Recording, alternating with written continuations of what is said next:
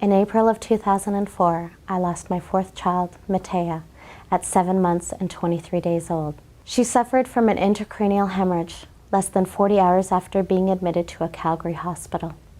4 days later, we disconnected the life support and held her as she took her last breaths. A lifetime's worth of love and laughter silenced because someone wouldn't listen. It was a typical Sunday at the Robin household.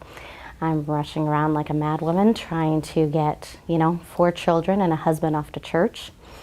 And I go and get the baby, Mataya, and I see that she's got what I think is an ink spot just below her nose, on her cheek. And, so I kind of do that quick little dab and, it's not coming off, and I noticed that she had quite a bit more bruising. So she had bruising not just on her knees, but she had bruising on her abdomen, on her back. There was a little bit of bruising on her ears. And I just knew, just being a nurse, that this was not good. And I was on the road phoning the doctor. He was just like, no problem, meet me at the clinic. We'll see her as soon as we get there. We learned that Mataya had ITP. ITP is idiopathic thrombocytopenia purpura.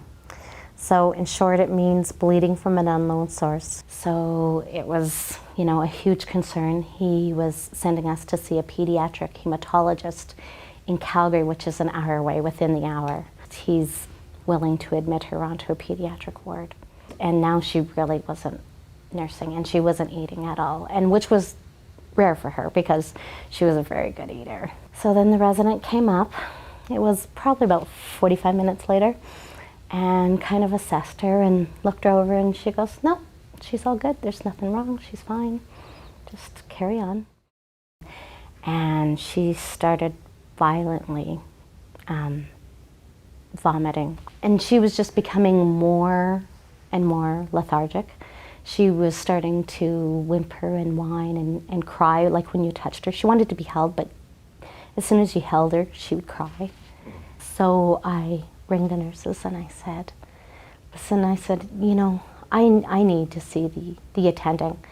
And they're just like, well, we can send up the resident. And I said, no, I don't want to see the resident. I was just, upset that they weren't really listening to me. They didn't do any more extra monitoring. They did call the resident in. She basically doesn't want to do anything. She says, you know what, she's got gastro. We realize that she has this ITP. We're not going to do anything more than what's ordered, which was the prednisone. And no, we will not start a line. She does not need it. I said, I think we need to do, something more. I was pushing for it, and she was just like, well, you can discuss that with the specialist in the morning. And I said, I think that's going to be too late. And then she just promptly left. Whatever I said just was not sinking in, was not, seemed to be computing with anyone. And it was sort of a long night.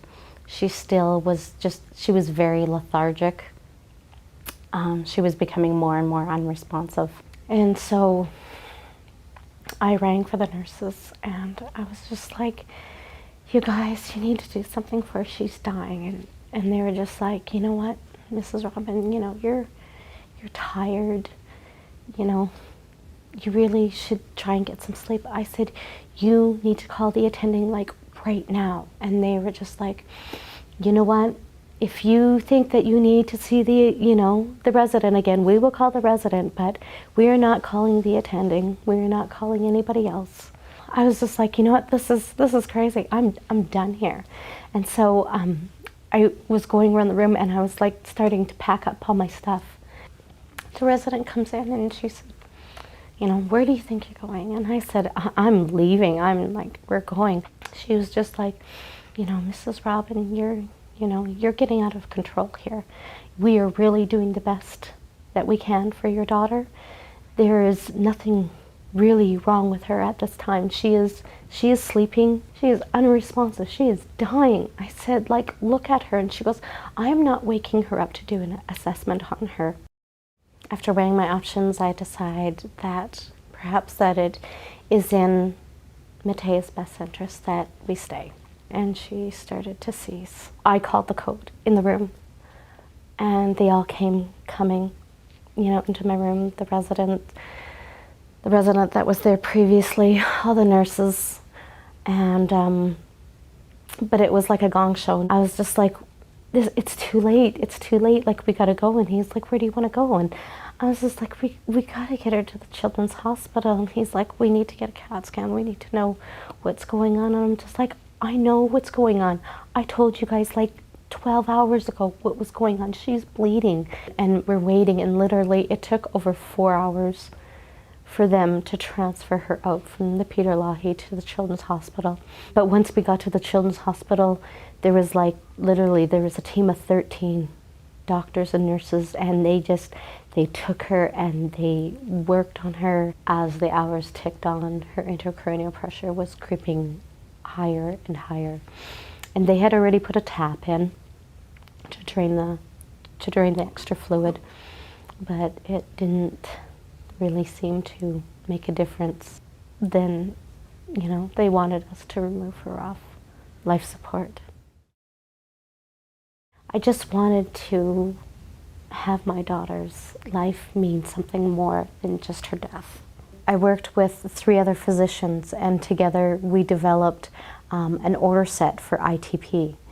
And so an order set is something that comes up when there's a diagnosis.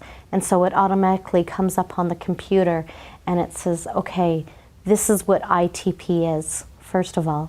And so these are the things that you're looking for. This is what it looks like. And these may be some of the medications that they may be on or need to be on. We developed a guideline for ITP for when children were to be admitted to a hospital. Before, it just seemed like there didn't seem to be any sort of checks and balances for medical residents when they were learning how to practice. What has led to is now residents have that sort of safe space to feel like they can call in the attending physician without feeling chastised or feeling like they're being incompetent. I went from there to, the Patient Safety Council, to becoming a W.H.O member, to working here with Patients for Patient Safety Canada, and it sort of has become sort of my daughter's legacy. It is important for organizations to recognize that they can inflict a second type of harm onto patients and families when they don't step up and acknowledge the responsibility and the accountability that they've had in an adverse event. I just think it's important for them to sort of recognize the importance of taking on that accountability and responsibility. It just promotes that healing, and it provides that opportunity for lessons to be learned.